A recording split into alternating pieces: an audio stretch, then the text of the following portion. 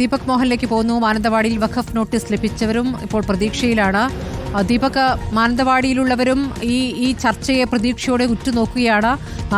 കൃത്യം 4 മണിക്ക് യോഗം ചേരും. എന്താണ് അവരുടെ പ്രതികരണങ്ങൾ വരുന്നത്?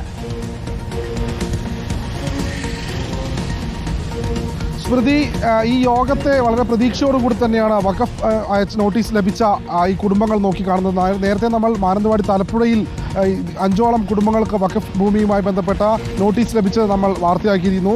മാത്രമല്ല, വയനാട് ജില്ലയുടെ വിവിധ വില്ലേജുകളിൽപ്പെട്ട, അതായത് 9ഓളം വില്ലേജുകളിൽപ്പെട്ട 200ഓളം കുടുംബങ്ങൾക്ക് ഇത്തരത്തിൽ വഖഫ് ഭൂമിയുമായി ബന്ധപ്പെട്ട വഖഫ് ബോർഡ് നോട്ടീസ് അയച്ചിട്ടുണ്ട്.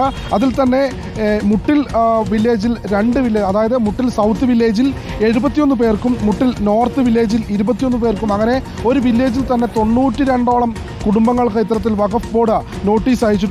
മാത്രമല്ല, മറ്റുള്ള ഈ 8 വില്ലേജിൽ കൂടി എത്ര കുടുംബങ്ങൾക്കാണ് ഈ വഖഫ് ഭൂമിയുമായി ബന്ധപ്പെട്ട ബോർഡ് നോട്ടീസ് അയച്ചിട്ടുള്ളത് അതിനെപ്പറ്റി ഞാൻ വിശദമാക്കാം. അതായത് കണിയാമ്പറ്റ വില്ലേജിൽ 50 കുടുംബങ്ങൾക്കാണ് ലഭിച്ചിട്ടുള്ളത്. കോട്ടപ്പടി വില്ലേജിൽ 32, മൂപ്പനാട് വില്ലേജിൽ 38 കുടുംബങ്ങൾ, തരിയോട് 13, വൈത്തിരിയിൽ 38, പടിഞ്ഞാറത്തറയിൽ മാത്രം 49 കുടുംബങ്ങൾക്ക്.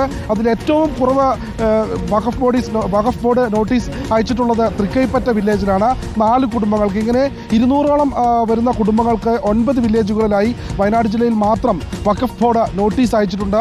കോഴിക്കോട് ജില്ലയിൽപ്പെട്ട തിരുവമ്പാടിയിലും ഇത്തരത്തിൽ നോട്ടീസ് ലഭിച്ചിട്ടുണ്ട് എന്നുള്ള വിവരങ്ങൾ നമ്മൾ നേരത്തെ വാർത്തയാക്കിയിരുന്നു. ഏതായാലും ഇന്ന് വൈകിട്ടോടു കൂടിയുള്ള ഈ യോഗത്തെ വളരെ പ്രതീക്ഷയോടുകൂടി തന്നെയാണ് ഈ നോട്ടീസ് ലഭിച്ച കുടുംബങ്ങൾ വഖഫ് ഭൂമി വിഷയവുമായി ബന്ധപ്പെട്ട് പ്രതീക്ഷയോടുകൂടി തന്നെയാണ് കാണുന്നത്. സ്മൃതി, ശരി. മുനമ്പം ചർച്ചയ്ക്ക് ഇനി അല്പസമയം കൂടിയേ ബാക്കിയുള്ള സമയം 3:20 കൃത്യം 4 മണിക്ക് മുഖ്യമന്ത്രി വിളിച്ച യോഗം ചേരാനിരിക്കുന്നു. മുനമ്പത്തും അതോടൊപ്പം തന്നെ വഖഫ് നോട്ടീസ് ലഭിച്ച മാനന്തവാടിയിലെ പ്രദേശവാസികളുമൊക്കെ പ്രതീക്ഷയിലാണ് ഈ ചർച്ചയിൽ ഒരു അനുകൂല തീരുമാനം ഉണ്ടാകുമെന്ന്.